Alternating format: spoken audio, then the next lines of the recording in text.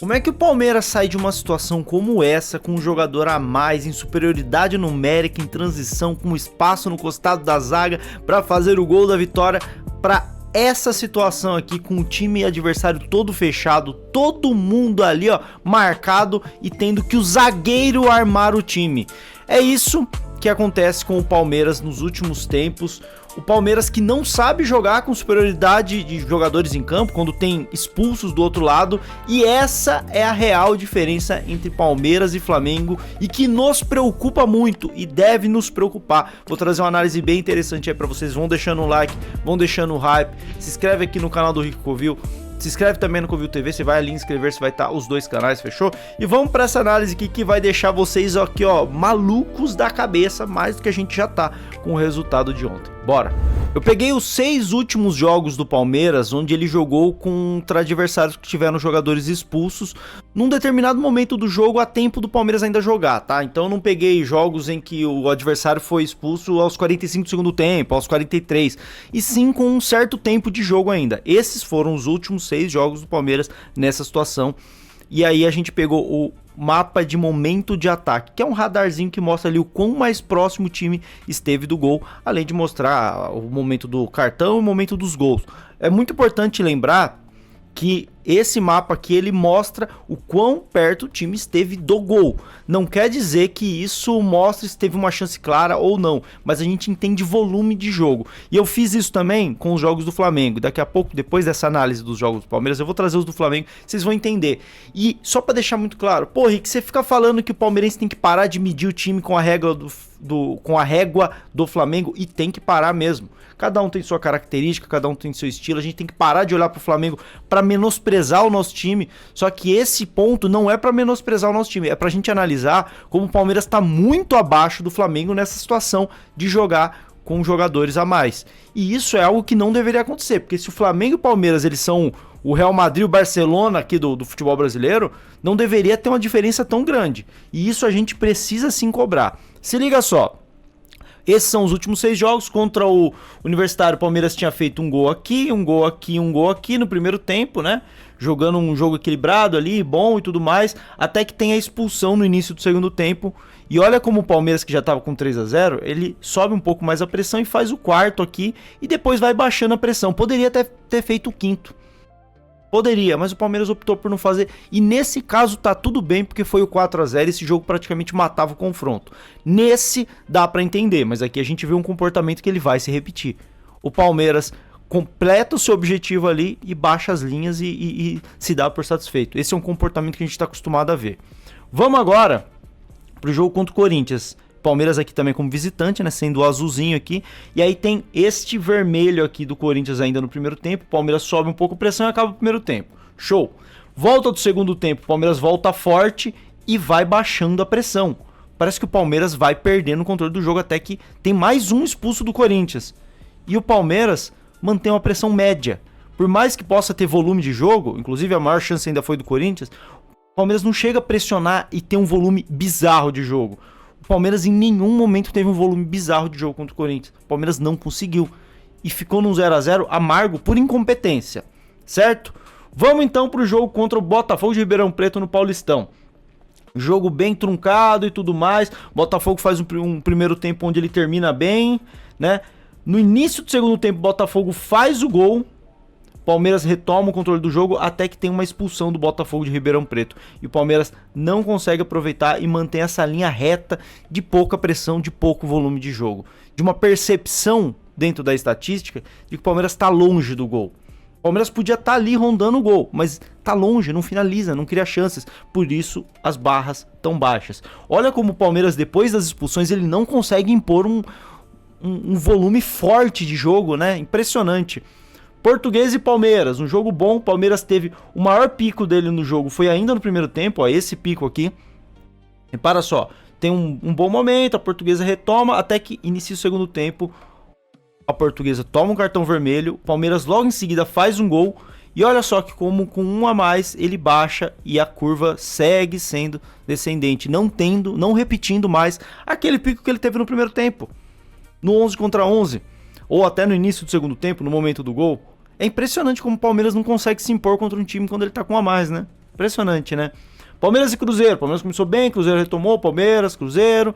É um jogo de altos e baixos, ó. Um jogo que trocou muito de comando no primeiro tempo. No segundo tempo, começa o Palmeiras melhor, o Cruzeiro retoma, Palmeiras melhora, Cruzeiro retoma, pum, expulsão do jogador do Cruzeiro.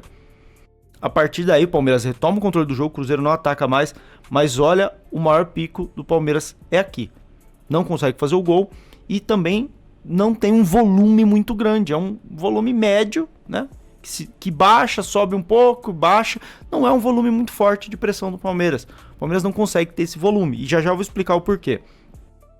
Remo e Palmeiras, o jogo de ontem. Primeiro gol do Remo logo no primeiro minuto do jogo. O Palmeiras retoma, empata. E aí é um comportamento que vem acontecendo sempre, né? O Palmeiras faz o gol, tava jogando bem, tava construindo várias chances. E ao invés de apertar e fazer o segundo, ele baixa a pressão até o final do primeiro tempo. O segundo tempo começa igual começou o primeiro.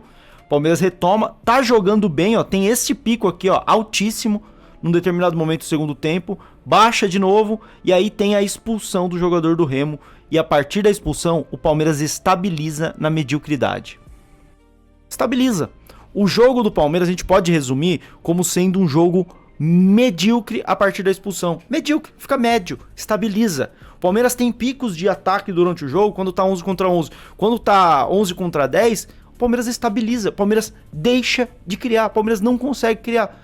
E eu vou explicar pra vocês já já o porquê disso. Mas só pra vocês terem uma ideia, vocês estão preparados pra comparação? Que eu detesto que a gente faça isso pra menosprezar o nosso time, mas a gente precisa fazer pra analisar.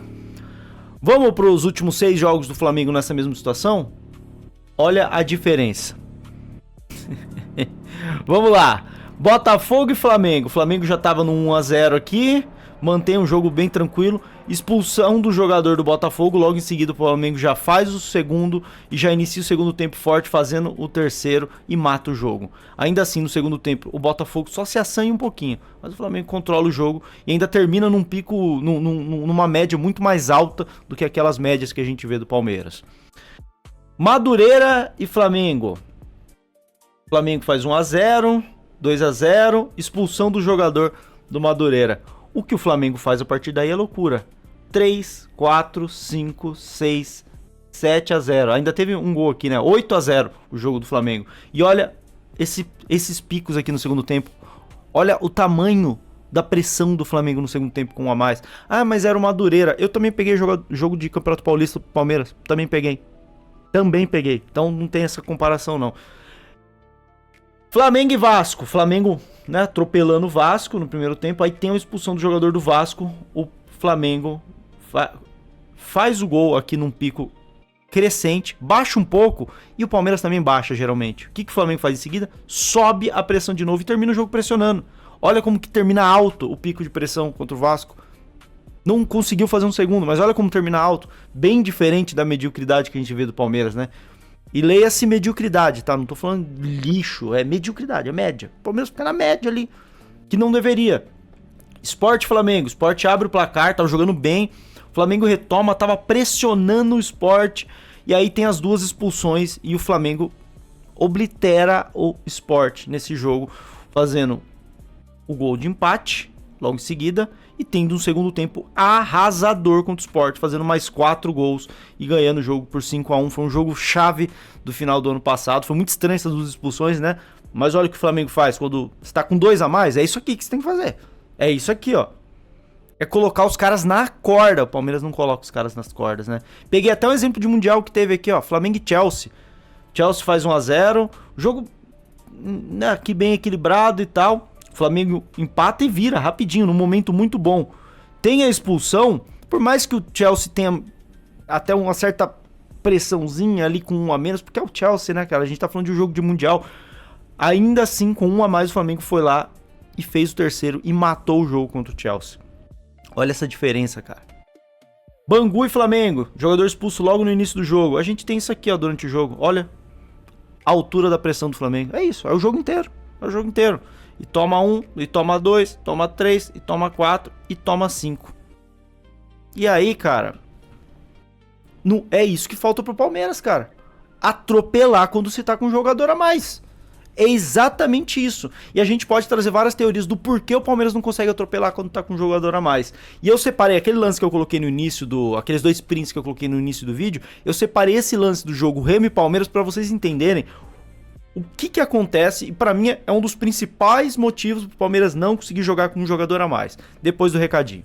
Ei, pera só um segundinho. Eu gosto de fazer compras no Mercado Livre, vou falar bem a verdade, eu compro tanta coisa lá. E outra coisa que você gosta é do canal do Ricoville, né? E agora tem como você ajudar o meu canal comprando no Mercado Livre, tá bom? Você vai entrar aqui em conferir produtos, eu separei algum produto aqui, mas você não precisa comprar ele, tá? Você entra pelo meu produto, isso vai te redirecionar pro Mercado Livre e lá você pesquisa o que você quer comprar. Comprando a partir dessa entrada pelo meu canal, você vai estar colaborando e financiando o canal do Ricoville, ajudando com que eu traga cada vez mais conteúdo aqui pra vocês todos os dias, tá bom? Então não custa nada, mano. Entra por aí, dá uma forcinha pra nós e segue seu vídeo aí, tá bom? Se liga nesse lance aqui, ó. Tava 1 a 1 aos 39 do segundo tempo, Palmeiras com 1 a mais contra o Remo. O Paulinho aqui, ó, em transição. Repara numa coisa, ó. Início da transição, o Paulinho tem um passe pra conectar aqui com o Flaco, certo? Tem um passe, ó, o Flaco atacando as costas aqui, ó, nessa janela entre o lateral e o zagueiro. O lateral tá até olhando aqui pro zagueiro, meio tipo, vendo se ele tá na bola. Esse passe poderia sim conectar ou poderia não conectar, mas o Flaco levando o lateral também gerava esse espaço aqui pro Lucas Evangelista, que poderia fazer esse movimento aqui, ó. O Lucas Evangelista poderia fazer esse movimento aqui e receber essa bola na frente, já que o zagueiro tava fechando aqui no Flaco. Tinha várias possibilidades pro Palmeiras ser vertical nesse lance. A questão é, a decisão é essa aqui do Paulinho, ó. Ele segura a bola, o Flaco já não vai. E aqui, ó, nesse momento que ele traz pra dentro, você tem um corredor livre do lado oposto. Enquanto a defesa do Remo ainda não fechou, você ainda tem um lado oposto. Eu não tô identificando quem que é aqui, esse jogador. Mas enfim, você tem um lado oposto aqui pra ser explorado numa situação onde ele abre aqui pro ponto, ele vai sair no X1 contra o lateral esquerdo. E aí a situação para resolver rápido a jogada, porque tem um espaço, e é difícil você ter espaço quando você tá com um a mais, por mais estranho que pareça, porque a ideia do time é se fechar lá atrás, mas eles estão abertos, estavam numa linha de 4. Aqui, ó, no início da jogada, eles estavam aqui, ó, numa linha de 4. Com 2 jogadores no meio, tinha espaço, pô. E aqui ele não vai conectar esse passe de novo, ó. A escolha do Paulinho é por empurrar as bolas no Flaco, que vai pra jogada individual e segura, enrola. O Flaco é muito... não solta essa bola. Cara, isso aqui é maluquice, cara. Olha o que o Flaco faz, velho. Ele não solta a bola, ó, olhando pra frente, olhando pra frente. E nesse tempo todo, o Evangelista que passou ali no início, tá livre aqui, ó, pra ele soltar o passe pro Evangelista cruzar na área. Com 1, 2, 3 jogadores atacando o espaço. Mas ele segura a bola, cara. Segura a bola até não poder mais. É desesperador um negócio desse, cara. Enfim, ele segura. Olha só. Aquilo que era uma linha de 4 com espaço na janela entre o lateral e o zagueiro, e também tinha um espaço porque a linha estava muito fechada e não estava marcando os 2 corredores, já se tornou uma linha de 6. Os caras já voltaram. Tem 6 jogadores aqui formando uma linha e ainda um 7º, que é esse cara que tá meio individual ali no Paulinho, sendo o cabeça de área ali. Então você tem 7 jogadores dentro da área, para um time que não tinha ninguém, tinha uma linha de 4 fora da área com espaço. Pronto, os caras já fizeram a recomposição pela demora do Palmeiras. E aí, o que vocês vão ver? O Flaco enrola, vê que não dá para fazer nada, aí ele solta a bola. O passe do Flaco geralmente é assim. Poucas vezes é para limpar uma jogada, é porque ele não acha mais uma forma de progredir sozinho, aí ele joga a responsa pro companheiro. Marlon aqui abre essa bola pro Fux, aqui ó, pronto. No início da jogada a gente tinha um espaço nas costas da zaga ou no corredor. Você tinha espaços para atacar. De tanta enrolação do Palmeiras para tomar as melhores decisões, agora o espaço não existe mais lá. O espaço passou a ser na intermediária. Pronto, o que a gente tinha como uma arma, um espaço para atacar, agora a gente tem um espaço para ficar construindo aqui contra uma defesa fechada. Quem tem o espaço agora é o zagueiro Bruno Fux. A bola vai no Maurício, não tem o que fazer, ele solta no Fux. E aqui, ó, pronto. O que era uma jogada promissora se tornou isso aqui, ó. O time dos caras todo lá atrás, todos os jogadores do Palmeiras dentro de um casulo, todos eles marcados, afundados no meio do monte de gente do Remo. Não tem mais linha de passe, não existe mais espaço, você não vai explorar nada mais aí. E aí só resta uma opção. Vocês já imaginam o que o Bruno Fux vai fazer aqui, né? Vocês já imaginam, né? Cruzamento na área. E aí, ó, até poderia sair alguma coisa, mas é isso. cruzamento, cabeçada, o goleiro pega, não acontece absolutamente nada. Eu só separei esse lance, eu não preciso separar mais 10 não, rapaziada. Não precisa separar mais 10 não, porque o jogo do Palmeiras é isso. O Palmeiras é um time que muitas vezes sai na frente do placar porque é muito vertical. É um time que não fica enrolando muito com a bola. Isso é legal por um certo ponto, você não perde tempo, você explora defesas abertas e muitas vezes o Palmeiras abre o placar com transições, porque o Palmeiras é rápido, o Palmeiras é direto, o Palmeiras não enrola com a bola. Só que quando você tá com um jogador a mais, o Palmeiras ele tá entrando num modo de ter paciência porque os espaços vão aparecer.